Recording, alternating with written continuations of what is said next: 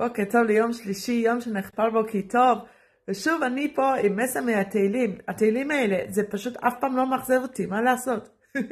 היום, כ"א בחשוון, בטבת, כ"א בחודש, ויש לנו את הפרק ק"ז שמתחיל, הודו להשם כי טוב, כי לעולם חסדו, ואז הוא ממנה את כל הסיבות שיש להודות להשם, כל הדברים שאנשים עוברים, ומדי פעם את הפסוק, יודו להשם כי טוב,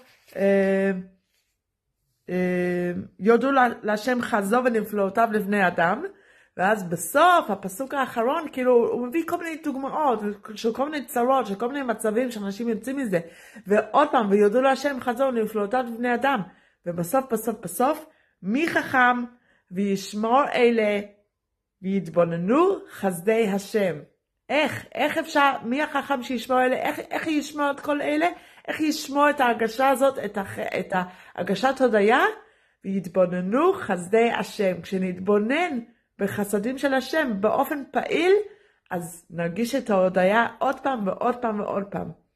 אז זה המסר שלי להיום. רוצה להודות, רוצה לזכור, להתבונן בחסדי השם.